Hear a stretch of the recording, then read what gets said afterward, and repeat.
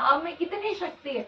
जो हम भजन करते हैं, जो हम ठाकुर जी को जल चढ़ाते हैं, फूल चढ़ाते हैं, बेलपत्र चढ़ाते हैं, तो हमें लगता है हमारी ये पूजा हो गई, हमने तो पूजा वो कर ली क्रिया के रूप में, लेकिन वो पूजा भगवान ने स्वीकार की है या नहीं।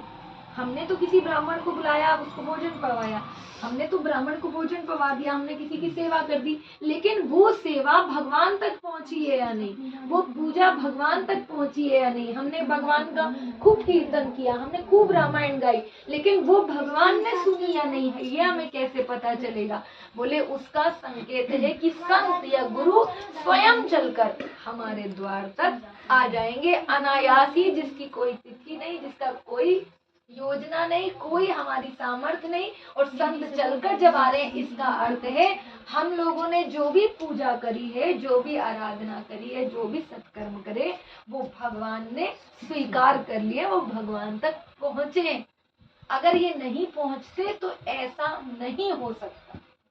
लोग तो कितना प्रयास करते हैं, कितनी साधना करते हैं कि अरे हमारे द्वार पर कोई आ जाए, फिर भी पूरे जीवन में कई बार आपने देखा होगा लोग गुरु दीक्षा भी ले लेते हैं खूब, लेकिन पूरा जीवन निकल जाता है, गुरु एक बार जाकर द्वार पर नहीं खड़े हो पाते। कई बार जीवन में ऐसा होता है, लेकिन कितनी भगवान की कृपा है। आपने भी जो सेवा वहां पर करी, बालाजी महाराज की कितनी कृपा होगी कि जितने भी दिन, जितने भी महीने, जितना भी समय आप वहां रहे, आपका व्यवहार, आपका व्यवहार, आपकी सेवा जो भी रही, वो भगवान ने स्वीकार करी, और संत स्वयं चल कर आ गए।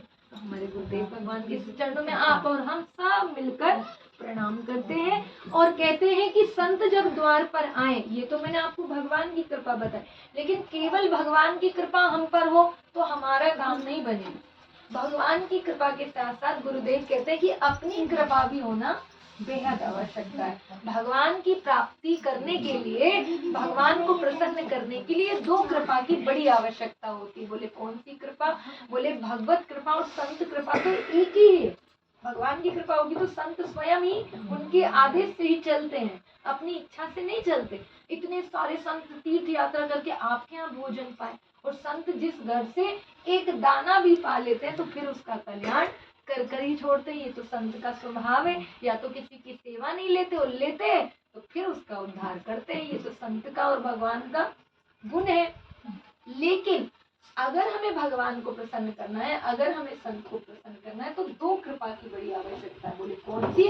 एक तो भगवत कृपा और संत कृपा तो हो गई, लेकिन अब हमारी कृपा, बोले हम अपने पर कृपा करेंगे। बोले हाँ, गुरुजन कहते हैं जब तक तुम्हारी अपनी कृपा नहीं होगी, जब तक तुम्हें भगवान की प्राप्ति नहीं हो सकती, भगवान को प्रसन्न नहीं कर सकते। तो अपनी कृपा, देखिए ध्यान दीजिए, वो जो कर रहे हैं वो दे, भगवान की कृपा तो हो गई हम पर, संत की कृपा हो गई, लेकिन अपनी कृपा का मतलब आपके द्वार पर इतने बड़े संत आए हैं, इतने तपस्वी संत आए हैं, ऐसे गुरुजन आए हैं, इसलिए आप सब चाहे छोटा हो चाहे बड़ा, अगर भगवान की कृपा करना चाहता है, अगर संत को चाहता है हमारे द्वार से प्रसन्न होकर जाए, हमारे द्वार से संत प्रसन्न होकर जाए, तो हम क्या करते हैं? हम सोचते हैं ये दे दें, ये दे दें, ये दे दें, ये तो यही रह जाएगा।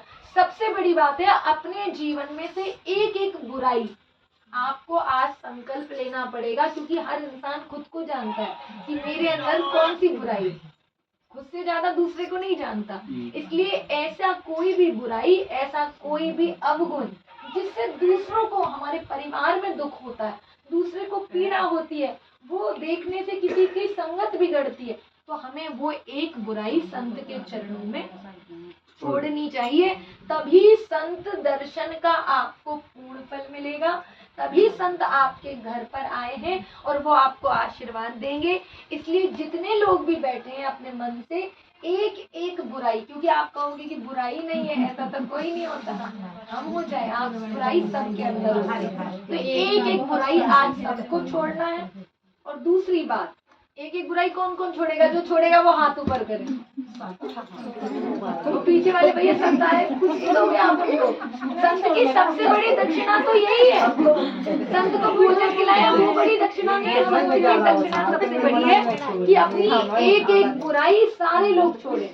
जो आपको लगता है कि ये बुराई है, कोई झूठ बहुत बोलता हो तो वो बोले झूठ नहीं, कोई निंदा बहुत ज्यादा करता हो तो वो बोले निंदा नहीं करेंगे, कोई बीड़ी पीता हो, सिगरेट पीता हो या नई खाने पीने वाली चीज खाता हो वो उसको छोड़ दे, कोई प्याज खाता हो, लहसुन खाता हो, कम से कम उसी को छोड़ दे। क्योंकि जो चीज संत महात्मा नहीं पाते, जो चीज भगवान नहीं पाते, जिसका तिरस्कार भगवान ने कर दिया, जिसको संत महात्मा ने त्याग दिया और उसको आप ग्रहण कर रहे हो, तो फिर कैसे भक्ति प्रकट होगी।